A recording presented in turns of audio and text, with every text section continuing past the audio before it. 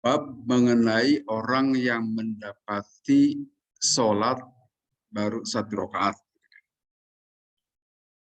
Haddatsana Abdullah bin Yusuf, qala akhbaruna Malik an Ibnu Syihab an Abi Salamah bin Abdurrahman an Abi Hurairah. Dari Abu Hurairah, anna Rasulullah, sungguhnya Rasulullah sallallahu alaihi wasallam, qala bersabda Rasulullah, man siapa orang adroka yang mendapati orang itu rakaatan 1 rakaat minas sholati dari sholat, fakod adroka sholah, maka dia telah mendapati sholat itu. Di hadis sebelumnya sudah disampaikan juga terkait sholat atau hadis yang ini. Banyak bahasan dari para ahli hadis atau para ulama ahli hadis ini, seperti Imam Al-Kirmani. Beliau mengatakan begini, al-farqu bainahuma annal awwala fi man adroka minal waqti faqad minal waqti qadrokatin. Di atas kan sudah disampaikan hadis yang persis mirip. Nah, di sini menurut Imam Kirmani bahwa perbedaan hadis di atas dan hadis yang ini, kaitannya di atas itu mengatakan siapa orang yang mendapati 1 rakaat saja dari waktu sholat, maka telah sah itu sholat. Maksudnya begini, sholat subuh itu kan terakhirnya itu pada saat terbit matahari. Nah, pada saat sebelum terbit matahari itu seseorang sholat baru 1 rakaat. Kemudian setelah 1 rakaat terbit matahari. Nah, itu cukup sah itu sholatnya. Itu maksudnya hadis yang di atas. Demikian juga kalau seseorang sholat maghrib menjelang tenggelam matahari. Ternyata baru 1 rakaat sholat asar, yang 3 rakaatnya sudah tenggelam matahari, artinya sudah masuk waktu maghrib. Maka itu juga sah sholat asarnya. Begitu. Itu hadis yang pertama, yang di atas. Wahada piman adroka minas sholati rakaatan. Sedangkan hadis yang ini kaitannya dengan orang yang mendapati sholat itu di dalam sholat berjamaah. Jadi kalau seseorang masbuk yang ketinggalan sholat berjamaah, masuk ke dalam masjid, kemudian itu imam tinggal 1 rakaat lagi, katakan begitu. Dari sholat duhur misalnya 4 rakaat. Nah, itu nilai berjamaahnya dapat, gitu maksudnya. Tetap dikatakan dia dalam sholat berjamaah, walaupun hanya dapat 1 rakaat. Seperti penjelasan di sini. Annaman dakhala fis sholati fa shalla raka'atan wa kharajal waqta kana mudrikan li jami'iha. Seseorang yang sholat, katakanlah waktunya juga tadi 2 macam penjelasan, hanya 1 rakaat, tetapi setelah itu keburu keluar atau habis waktu sholat itu, tetap itu dihitung sah sholatnya. Kalau sholat asar 4 rakaat, yang 4 rakaat. Demikian juga orang yang mendapati imam itu hanya tinggal 1 rakaat, itu juga tetap sah berjamaahnya, nilai jamaahnya dapat. Dan itu kalau dalam sholat tadi berwaktu, kan ada sholat itu 2 macam, sholat ada dan kodo, adaan. Adaan itu yaitu sholat yang dilakukan pada waktunya, itu disebut sholat adaan. Kalau ada yang suka pakai usoli kan suka begitu. Usoli fardhu maghribi salah sarokaatin adaan. Nah, adaan itu artinya dilakukan pada waktunya. Ada itu lawan kodo. Kalau kodo itu dilakukan di luar waktu. Itu ada istilah kalau dalam yang baca usoli. Kalau yang tidak baca ya maksudnya sholat pada waktunya. Kemudian menurut Imam Taimi, maknahu man adroka mal imami rokatan pakut adroka fadla jamaah. Nah, ini yang tadi tetap nilai jamaahnya didapat. Wakila al-muradu bis sholati al-jum'ah. Nah, yang dimaksud adalah pada sholat Jum'ah. Misalnya pada sholat waktu hari Jum'ah, kita ada kesibukan dan berbagai macam alasan lain, sehingga begitu datang ke masjid tinggal 1 rakaat lagi dari sholat Jum'ah. kita di rakaat kedua. Itu juga sah sholat Jum'ahnya. Begitu menurut Imam Taimi di sini. Dan juga ada penjelasan yang lain. Man adroka takbiratal ihrami takbiratal ruku'i adroka rok'ah. Nah, penjelasan lainnya begini. Kalau kita jadi masbuk, gitu Pak. Kalau jadi masbuk, pas ke masjid itu imam dalam posisi ruku. Menurut penjelasan ini itu bisa dihitung 1 rakaat. Selagi kita mendapati ruku imam dan kita takbiratul ihram dulu, jangan lupa.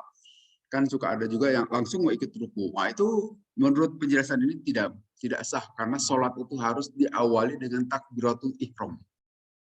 Jadi kalau kita masuk ke masjid, imam sedang katakanlah dalam posisi mau ruku atau sedang ruku, jangan langsung ikut ruku, tapi takbiratul ihram dulu. Itu pembuka kan. Setelah itu baru ikut ruku. Nah itu adrokar rok'ah dapat dihitung 1 rakaat dengan catatan pada posisi ruku. Apalagi kalau posisi masih baca Al-Fatihah atau surat-surat. Walaupun perlu kita ketahui juga, jangankan posisi ruku, jika tidak mendapat Al-Fatihah imam saja, ada juga yang tidak menghitung 1 rakaat. Ada juga pendapat seperti itu. Tapi hadis ini yang dijelaskan dalam kitab Fathul Bari, kitab sarah dari hadis-hadis Imam Bukhari, dikatakan oleh Abil Aliyah di sini. Ulamanya itu yang bernama Abil Aliyah. Apabila bukan Abil Aliyah di sini, di berbagai ulama nih, dari As-Sauri dan Zafar dan sebagainya, dikatakan begitu. Jadi kalau kita masuk ke masjid kemudian jamaah sudah dalam posisi ruku dan kita masih ke bagian ruku, itu masih dihitung 1 rakaat. Di penjelasan di sini. Walaupun sekali lagi ada yang tidak mengikut pendapat ini, ya silahkan. Karena ada hadis yang lain juga. Itu hanya interpretasi saja sebetulnya. Bahkan dari Abil Aliyah ini, idza adroka as-sujuda akmala baqiyatir raq'ah ma'hum sumayakum fayarka'u faqat jazihi. Bahkan di sini menurut Abil Aliyah, jangankan posisi ruku, posisi sujud saja bisa dihitung 1 rakaat gitu. Itu lebih ekstrim lagi. Kalau kita mungkin udah kita tidak hitung 1 rakaat gitu kan. Nah, menurut Abil Aliyah itu bisa dihitung 1 rakaat. Tetapi yang umumnya itu adalah harus dapat ruku. Jadi kalau ruku tidak dapat, tidak dihitung 1 rakaat. Ini penjelasan dari hadis yang di atas. Kemudian babus sholati ba'dal fajri hatta tartabi asyamsu. Bab mengenai sholat setelah subuh sehingga matahari meninggi dahulu. Haddatsana Hafs bin Umar an Qatadah Abil Aliyah an Ibnu Abbas dari Ibnu Abbas, wal berkata Ibnu Abbas, syahida telah menyaksikan di sisiku rijalun beberapa orang laki-laki marodiyuna yang diridhoi, itu laki-laki artinya orang-orang baik, wardhum dan aku juga meridhoi mereka, di sisiku Umaru, yaitu ada Sayyidina Umar. Annan Nabiya, sungguhnya Nabi SAW naha melarang Nabi anis sholati dari melakukan sholat ba'da subhi setelah subuh, hatta tashruqo sehingga keluar dahulu asyams matahari, wa ba'dal asri dan Rasul juga melarang sholat setelah asar hatta taghruba sehingga tenggelam dulu matahari. Ini jelas, ini tidak ada sholat setelah subuh dan tidak ada sholat setelah asar. Kemudian di hadis berikutnya, haddatsana Musaddad qala haddatsana Yahya bin Sa'id an Hisham qala akhbarani Abi qala akhbarani Ibnu Umar, dari Ibnu Umar. Qala berkata Ibnu Umar, qala bersabda Rasulullah SAW, la taharru, janganlah kalian bersegera menyegerakan di salatikum dengan salat-salat kalian tulu asyamsi sebelum matahari terbit. Wala gurubiha, dan juga jangan sholat sebelum terbenam matahari. Ini nanti kaitannya dengan sholat syuruk, kan kita mengenal sholat syuruk. Ada hadis yang berkata begini, siapa orang yang sholat subuh, kemudian setelah subuh itu wirid lah katakan gitu, zikir, kemudian zikirnya itu sampai siang, matahari sampai terbit, kemudian dia melakukan sholat syuruk 2 rakaat, maka sama dengan pahalanya seimbang dengan umroh. Itu kan hadis itu suka diamalkan dengan istilah sholat syuruk. Tapi tetap di sini, sholat syuruk itu harus dilakukan setelah matahari terbit. Jangan pada saat terbit, itu larangan. Jadi terbit, di sini kira-kira 10 menit setelah terbit. Di sini kan ada jadwal terbit, kira-kira pukul, katakanlah misalnya pukul 5:30. Berarti paling cepat pukul 5:40. 10 menit setelah terbit.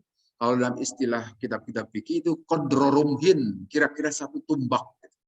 1 tombak maksudnya, bukan tombak ukuran, tombak panjang tombak. Itu kurang lebih kan sekitar 2 meteran lah. Nah, dari ufuk itu, dari tempat terbitnya itu sampai ketinggian matahari itu kira-kira 2 meteran, yang kalau diwaktukan kira-kira 10 menitan mungkin. 10 menitan kira-kira 2 derajat loh. 2 kali 4 kan kira-kira 8 dan dekat 10 menit lah, maka silakan sholat begitu. Di sini larangannya sangat jelas dan ini hadis Bukhari, hadis sahih, jamin sahihnya.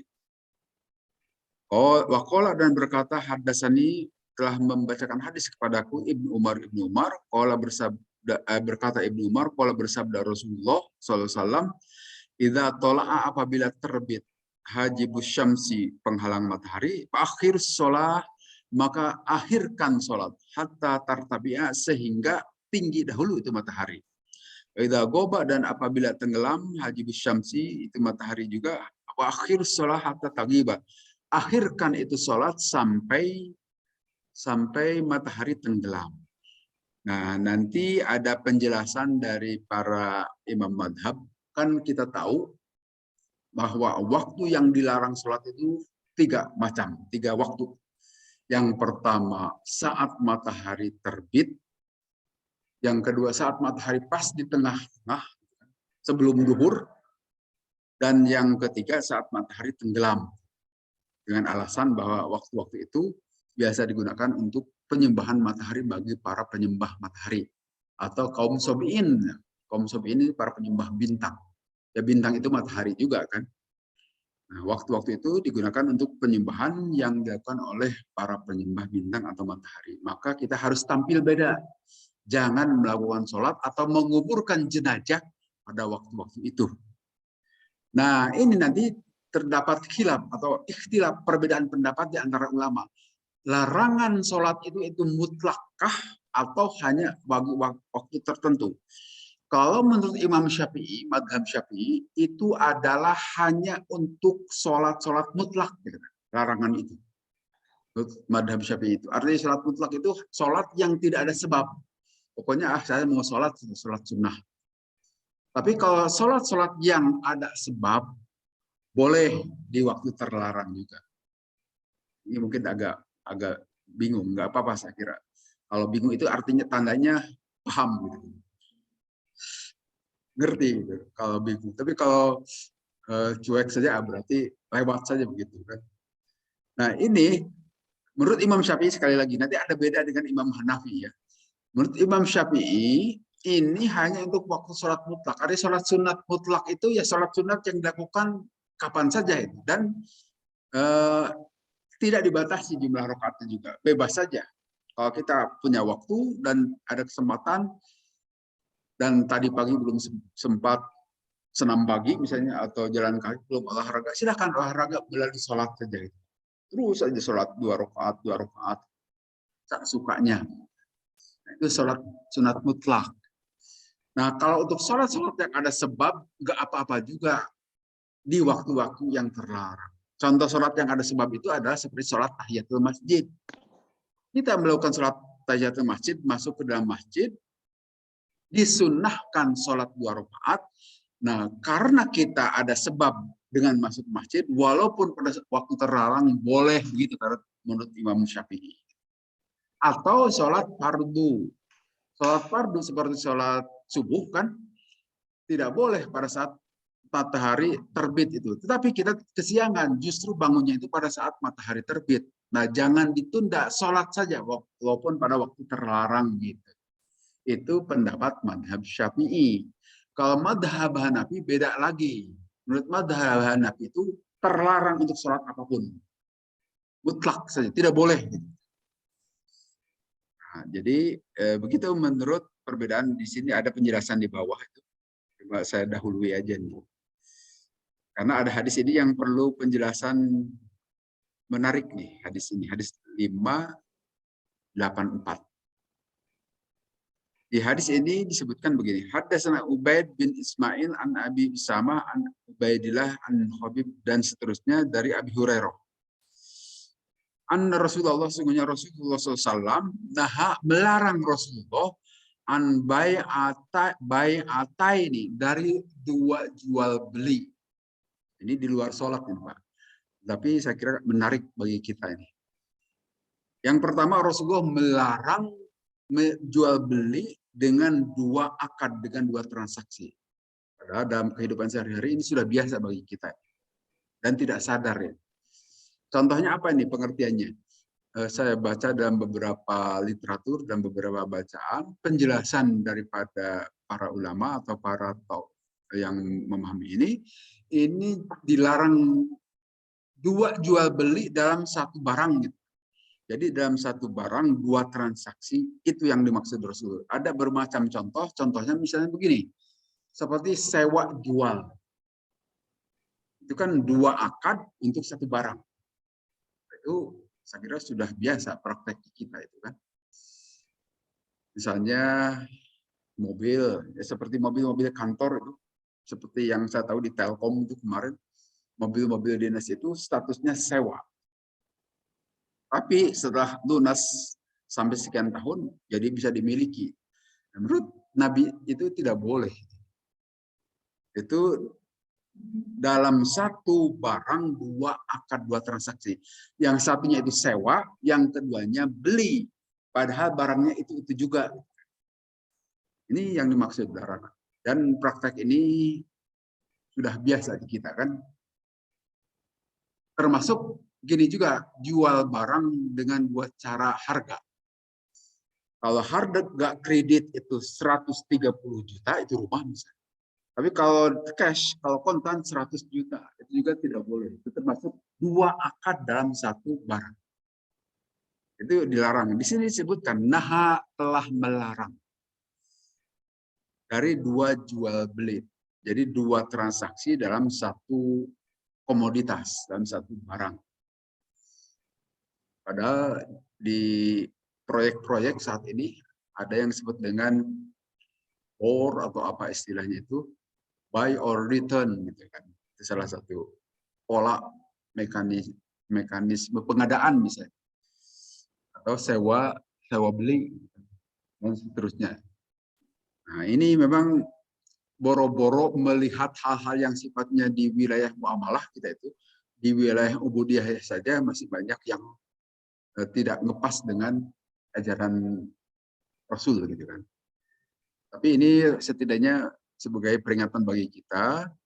Jadi maksudnya seperti kalau kita jual beli itu sebaiknya dengan satu harga. Kalau mau dikreditkan ya kreditkan saja harganya misalnya 130 juta sudah kredit saja cicil.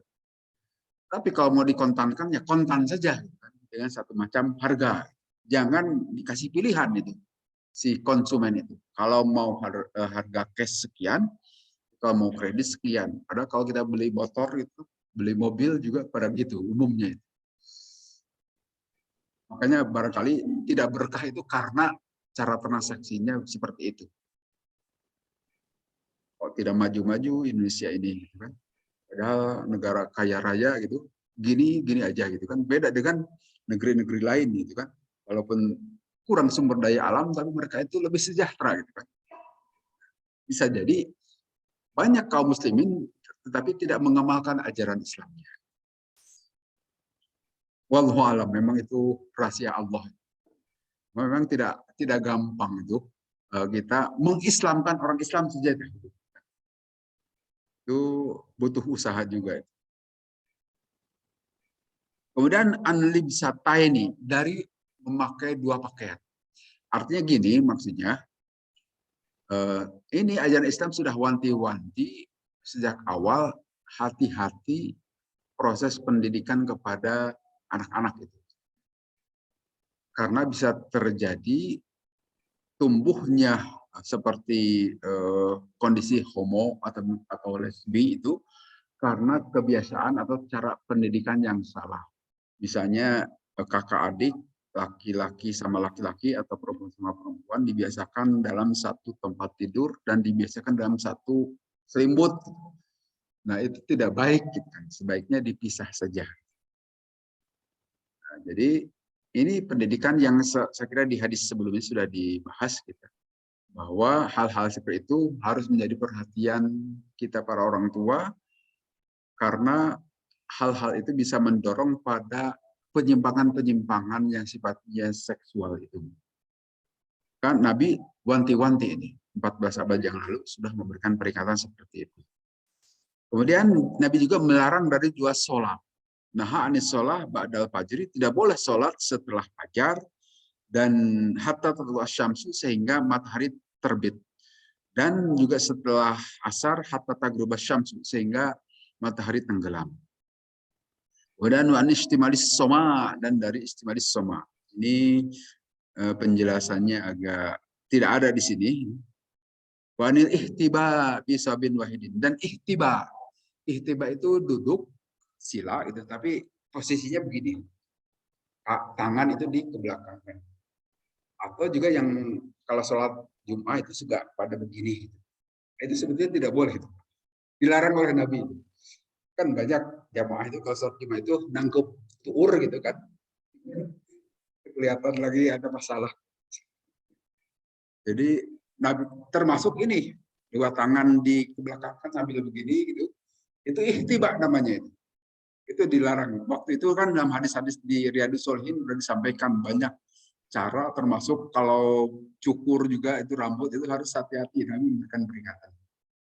Nah di sini yang dilarang ihtiba dan juga pisabin wahidin tadi dalam satu kain bersama, ya, kecuali suami istri lain itu persoalan.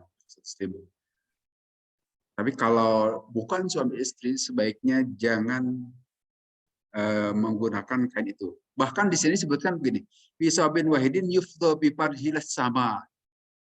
Jangan menggunakan satu pakaian yang apabila dia itu seperti duduk tadi begini, itu auratnya kemana-mana, ke langit gitu, dalam istilah hadis. Seperti misalnya saya pernah melihat jamaah haji yang bukan dari Indonesia itu, dari negeri mana itu mereka sedang duduk-duduk, kemudian pakai pakaian ihram. Pada saat pakai pakaian ihram itu kan tidak pakai celana. Nah, mereka itu seenaknya saja duduk. Udah kita yang dari bis lihat burungnya. Kelihatan gitu, Pak. Nah, itu ini barangkali itu yang dimaksud Nabi itu. Hati-hati, mungkin dahulu ya tidak biasa zaman Nabi itu pakai celana dalam. Celana dalam itu baru budaya saat-saat ini saja kelihatannya. Jadi jika pakai pakaian seperti begitu, jangan duduk sembarangan, nanti itu auratmu kemana-mana. Perhatian. Jadi Nabi sudah memberikan peringatan-peringatan hal-hal yang mungkin terjadi sekian ratus tahun yang akan datang. Ini kelihatan Nabi itu futuristik. Gitu. Beliau itu tahu, ya tentu mengapa tahu karena beliau itu ya dikasih tahu Allah. Dia bisa melihat ke masa depan. Kemudian munabadah ini. Munabadah itu adalah di sini disebutkan ini jual beli, mungkin kalau istilah kita itu jual beli kucing dalam karung. Tanpa melihat barangnya, pokoknya ya udah saya jadi, saya senang dengan barangmu itu gitu kan. Padahal belum lihat. Nah, itu juga dilarang. Jadi jual beli kucing dalam karung itu tidak diizinkan dalam ajaran Islam. Ini maksudnya apa? Supaya masing-masing sudah yakin dahulu ini barang yang akan diperjualbelikan. Yang membeli sudah ridho gitu kan, senang, yang menjual juga mengerti gitu, bahwa ini barang seperti ini. Jadi kalau saya jual atau saya sewakan ini barang rumah ini seperti ini tanpa dilihat dulu, kemudian di deal saja gitu, setuju, itu yang dimaksud mudabadah. Nabi melarang juga. Supaya tidak terjadi kekecewaan. Jangankan belum tahu dulu barangnya, yang sudah tahu dulu di awal bisa saja jadi ketemu dengan yang mengecewakan, kan? Seperti pernikahan antar suami dan istri. Sudah saling kenal si awalnya. Tapi setelah nikah baru kelihatan kekurangannya, kan kecewa. Tapi susah mengulang lagi, ya. Jadi nikah gitu. Misalnya begitu. Nah, termasuk jual beli juga gitu. Nabi sudah mewanti-wanti, harus sepakat dahulu, harus dilihat dulu barang-barang. Istilah Quran itu antarodin, saling meridhoi. Saling meridhoi artinya ya sudah yakin dahulu barang yang akan ditransaksikan itu. Sehingga sebaiknya lihat dahulu barang itu. Yakini dulu sehingga boleh deal setelah itu. Kemudian mula masah juga sama. Ini jual beli juga ini mula masah. Mula masah itu seperti di pasar. Di sini diberikan mula masah itu artinya kan menyentuh, saling sentuh. Nah, misalnya di sini adalah pengertian mula masah secara syar'i, seorang pedagang berkata, kain mana saja yang engkau sentuh maka kain tersebut menjadi milikmu. Artinya hanya sekedar tebak-tebakan gitu kan. Dari sejumlah kain yang dijajakan sebagai komoditas yang diperdagangkan, disuruh misalnya milihnya itu kira-kira semacam undian, ya, undi begitu. Nah, terpegang ini, wah ini udah milikmu jadinya. Ini kan dalam kegiatan kita hal itu sudah terjadi dan biasa. Padahal di sini Nabi itu melarang.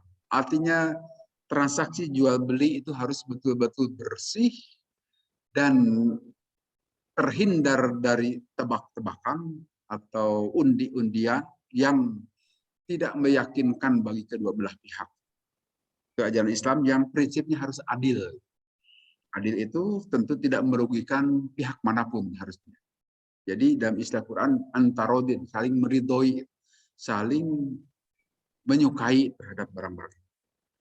Ini jadi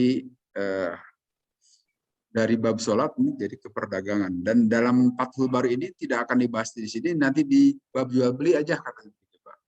Tapi ini tanggung nih istilah-istilah ini kita bahas di sini. Tetapi intinya di sini adalah persoalan larangan sholat ba'da fajar setelah subuh dan sehingga matahari terbit, dan larangan sholat setelah asar sehingga matahari tenggelam.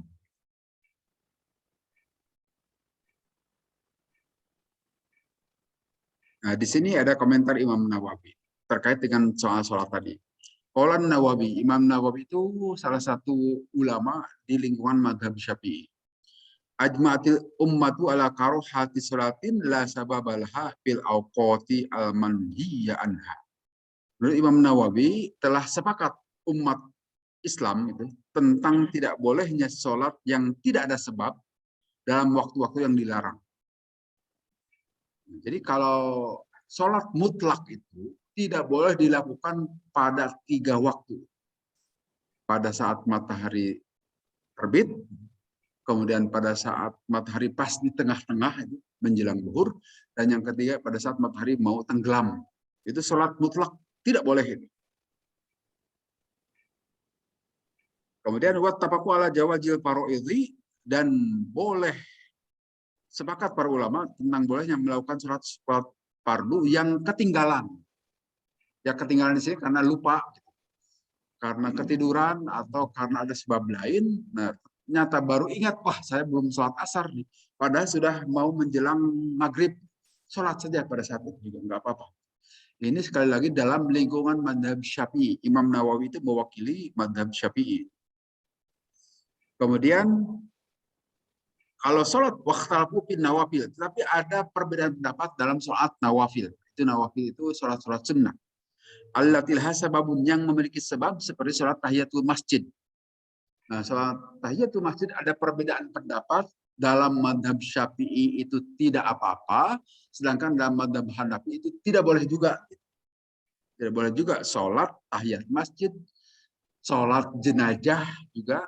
Kan sholat jenazah ada sebab, ada orang meninggal perlu disolatkan. Sedangkan ini pas menceram, misalnya pas tengah hari itu, bolehkah atau tidak? Menurut madhab Hanafi tetap tidak boleh. Tapi madhab Syafi'i memang enggak apa-apa. Atau sholat id, sholat kusuf, sholat yang lain-lainnya juga tidak. Madhab Syafi'i telah menghukumi, telah memberikan pendapat madhab Syafi'i, dan sebagian dari kelompok dari madhab Syafi'i ila jawazi dzalika, perihal bolehnya itu melakukan sholat pada waktu yang terlarang jika sholat itu ada sebab dan sholat fardu, nggak apa-apa menurut madhab Syafi'i. Wa dhahaba Abu Hanifah wa akharuna ila anna dzalika dakhilun fi umumin nahyi. Sedangkan Imam Abu Hanifah dan kelompok Imam Abu Hanifah menyatakan terlarang semuanya. Sholat apapun, sholat yang ada sebab maupun sholat yang ada sebab, tetap terlarang. Supaya kita tahu saja, kalau mau ikut madhab Syafi'iyat, dan umumnya kita madhab Syafi'i, ya nggak apa-apa sholat. Masuk ke masjid pas lagi menceram duhur misalnya. Sebelum duhur mau sholat sunnah, nggak apa-apa. Kalau mengikuti madhab Hanafi, ya tidak perlu. Tunggu sampai waktu itu masuk duhur gitu. Oh, mangga.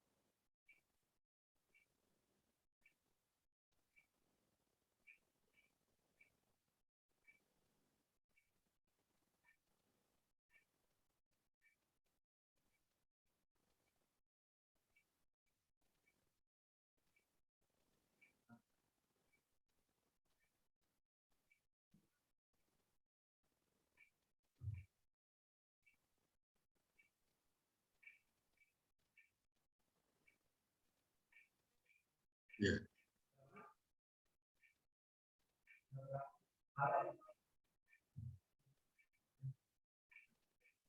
Ya, ini dasarnya dari hadis Nabi. Beliau mengatakan begini, apabila ketiduran atau karena kelupaan, gitu kan, maka lakukan sholat itu begitu kita ingat. Gitu kan. Jadi termasuk mungkin tadi sibuk kerja itu, masuk kelompok kelupaan. Gitu. Ya itu di luar hal jika sengaja dilupakan, lain persoalan. Ya, kalau itu berdosa. Tapi kalau ternyata kita asik sedang bekerja atau ada kegiatan lain sehingga kita konsentrasi itu penuh ke sana, lupa bahwa ini kita belum sholat asar gitu kan. Nah, dalam hal ini jika itu masuk kategori lupa, begitu ingat langsung melaksanakan itu. Walaupun pada waktu yang terlarang.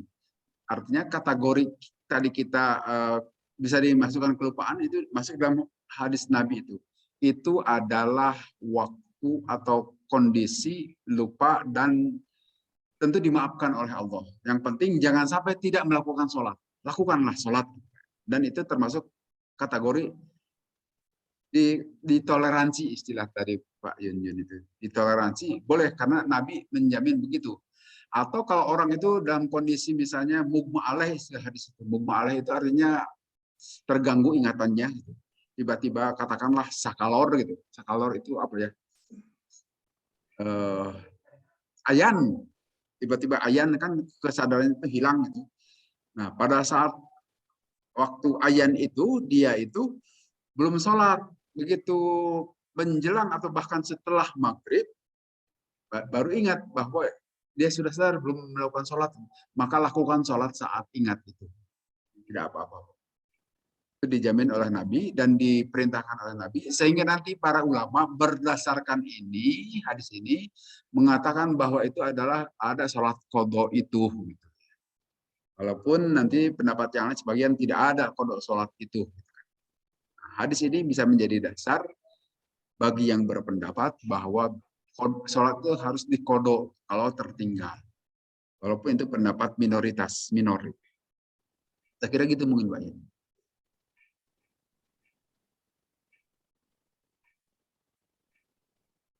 Kemudian di hadis berikutnya, Haddasan Abdullah bin Yusuf, qala akhbarana Malik an Nabi an Ibnu Umar dari Ibnu Umar. Anna Rasulullah sesungguhnya Rasulullah SAW wala bersabda Rasul, la yataharro, janganlah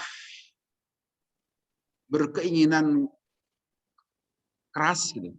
Ahadukum salah seorang di antara kalian, fayusolli, kemudian dia sholat indatu isyamsi pada saat matahari terbit. Wala inda gurubiha, dan juga tidak boleh pada saat matahari tenggelam. Jadi ini hadis diulang-ulang berkali-kali yang mengatakan bahwa hati-hati, walaupun kita kesengsem senang melakukan sholat, tapi pada saat-saat dua waktu ini jangan melakukannya.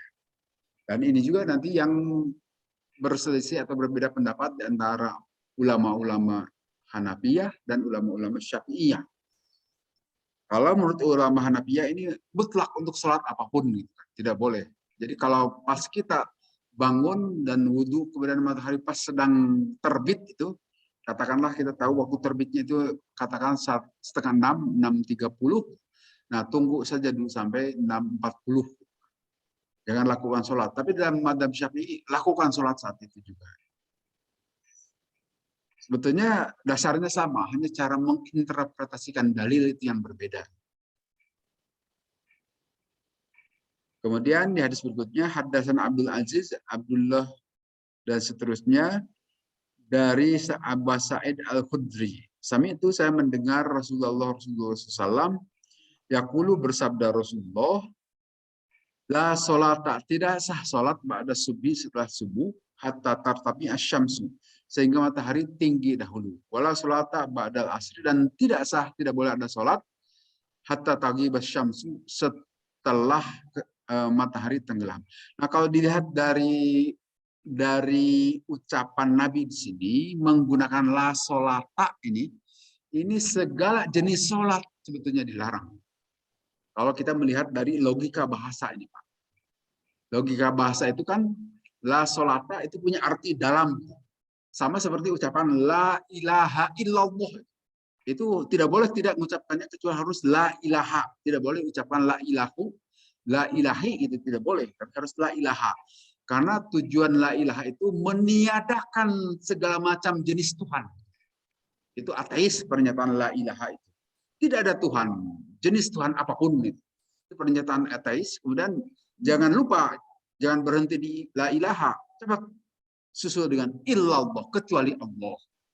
Nah, ucapan la ilaha itu meniadakan segala jenis Tuhan. Baik Tuhan hanya satu, ataupun Tuhan dua, Tuhan tiga, Tuhan banyak, Tuhan yang tidak kelihatan, atau Tuhan yang kelihatan, itu ditiadakan dengan ucapan la ilaha. Artinya segala jenis Tuhan tidak ada. Nah, disusul dengan illallah, kecuali hanya Allah. Nah, pengertian la ilaha, dibacanya ilaha itu meniadakan segala jenis Tuhan. Nah, kalau dilihat dari hadis ini dalil atau pendapat madhab Hanafi lebih pas. La sholata, tidak ada jenis sholat. Tidak boleh ada jenis sholat apapun setelah subuh, sehingga matahari meninggi dahulu. Artinya mau sholat fardu, mau sholat sunat yang ada sebab, ataupun sholat sunat tanpa sebab, semuanya dilarang. Kalau dilihat dari logika bahasa. Nampaknya dalam mazhab Hanafi, salah satu alasannya adalah melihat dari logika bahasa ini. Sehingga melarang semua jenis sholat. Demikian juga tidak ada sholat ba'dal asri, setelah asar, sehingga tenggelam dahulu matahari. Tentu saja ini untuk pengetahuan saja nih Pak ya, pengetahuan di antara kita, dan bisa paham jika ada orang yang tidak mau sholat atau orang yang mau sholat pada saat waktu-waktu terlarang. Memang ini yang ikut pendapat madhab Syafi'i, ini ikut madhab Hanafi misalnya. Jadi ya biasa-biasa saja itu kan. Jadi tidak menyalah-nyalahkan, tidak cepat menyalah-nyalahkan orang. Kalau kita tahu bahwa memang begitulah perkembangan pengetahuannya. Kemudian haddatsana Muhammad bin Salam qala haddatsana Abdah an Ubaidillah dari Abi Hurairah. Qala berkata Abu Hurairah, nah telah melarang Rasulullah SAW an salat ini dari dua salat. Ini sama, hadisnya itu berulang-ulang banyak. Tidak boleh sholat setelah fajar sehingga matahari terbit dahulu, dan tidak boleh sholat setelah asar sehingga matahari tenggelam. Jadi sekali lagi barangkali soal sholat syuruk. Sholat syuruk itu kan ingin memperoleh nilai senilai umroh.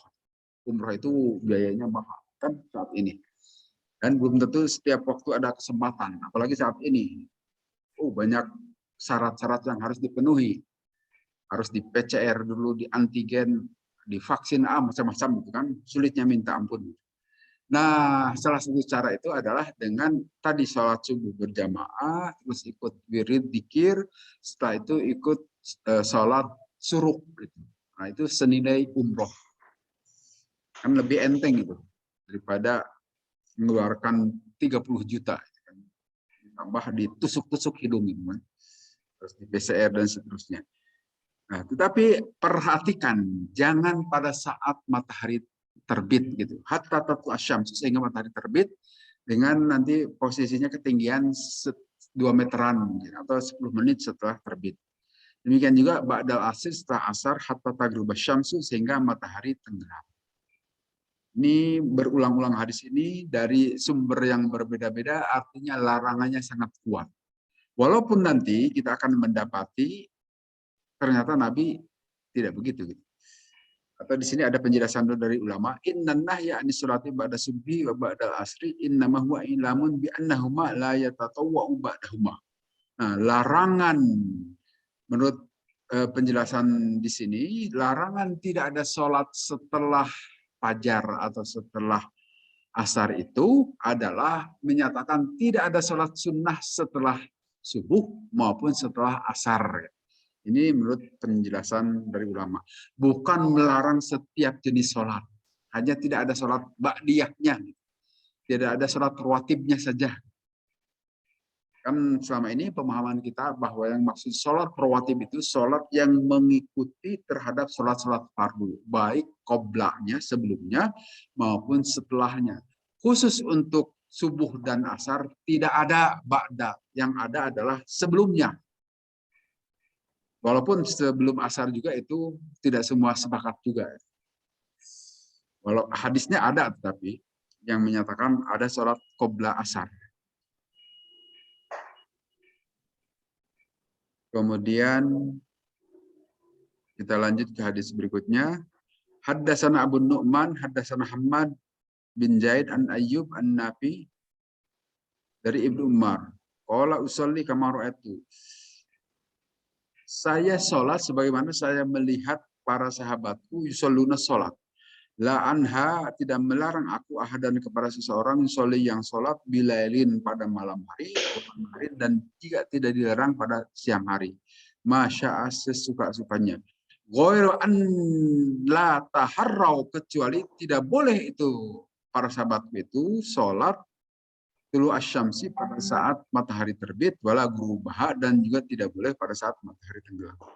Sama saja, tapi ini adalah informasi dari sahabat, dari Ibnu Umar, Sayyidina Abdullah bin Umar, putranya Sayyidina Umar. Sahabat yang tentu saja penulis wahyu Rasulullah juga beliau ini.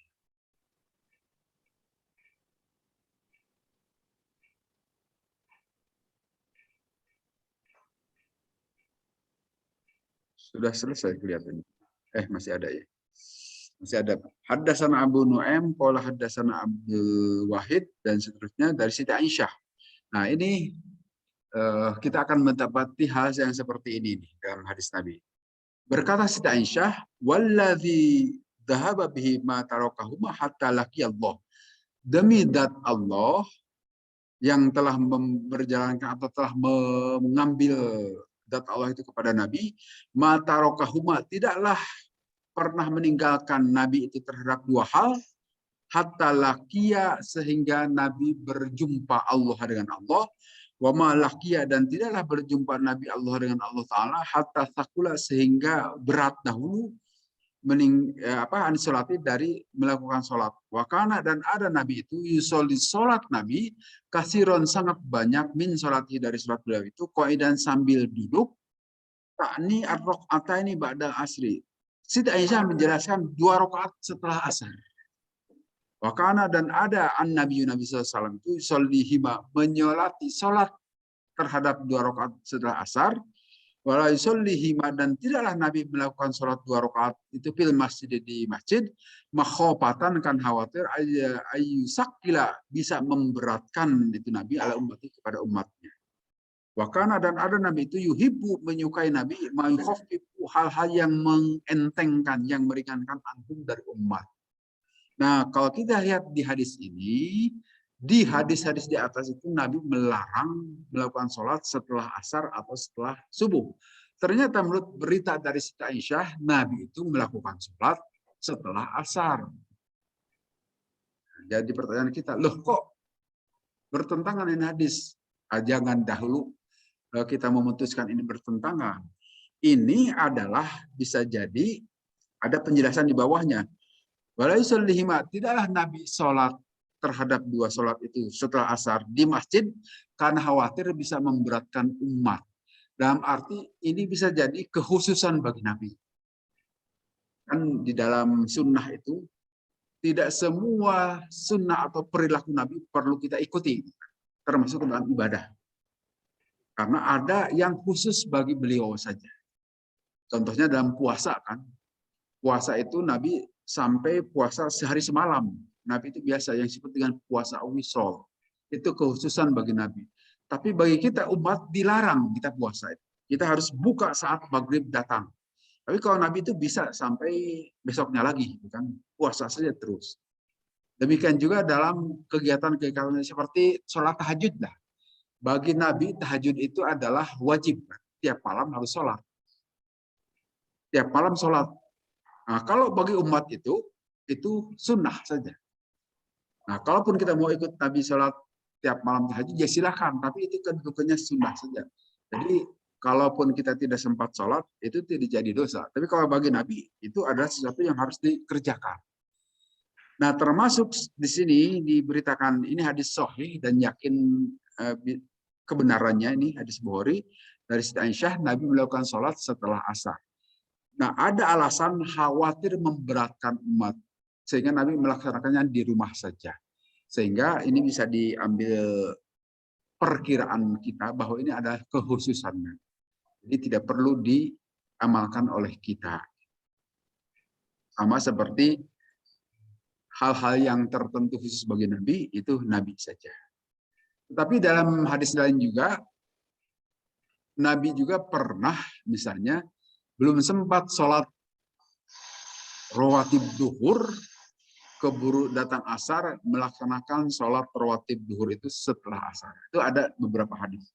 Nah, ini sekali lagi tidak, ya memang secara redaksi kelihatan bertentangan, tapi sesungguhnya bisa dikompromikan.